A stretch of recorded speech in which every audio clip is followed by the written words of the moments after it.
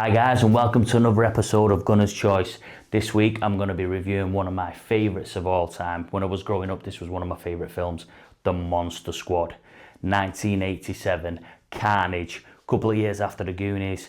And just imagine, if you like The Goonies, you will love this film. It is just basically, it's like The Goonies taking on monsters instead of the people that they were taking on, like the gangsters and stuff like that. This is just unbelievable, honestly. They're taking on Dracula, they're taking on Frankenstein.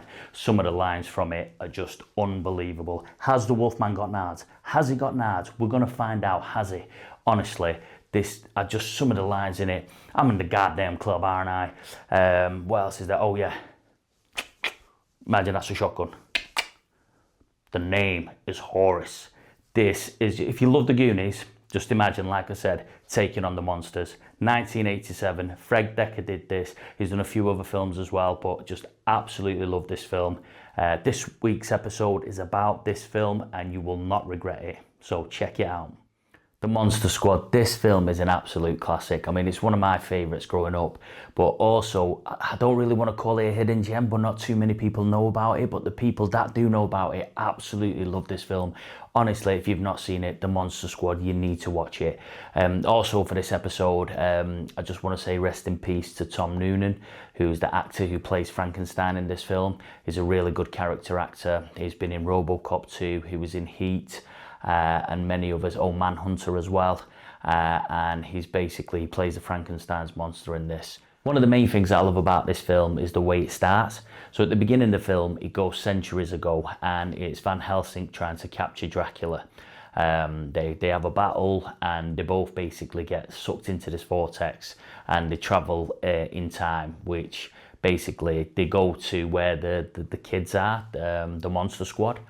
So these guys have they have like this group called the Monster Squad, which they get together and they talk about monsters and so on and so forth. So there's a new member that they're trying to get in there who's a little bit older than these guys. So it's called Rudy. He's one of my favourite characters in the film. So they're trying to get him into it. So whilst the boys are recruiting Rudy, this is when Dracula is assembling his own team, bringing back the likes of Frankenstein, the Swamp Thing, the Mummy, and Wolfman. So the boys are trying to basically figure out if there is real monsters or not, and they start finding out quite quickly they have got monsters, things are happening, and they're actually in their town.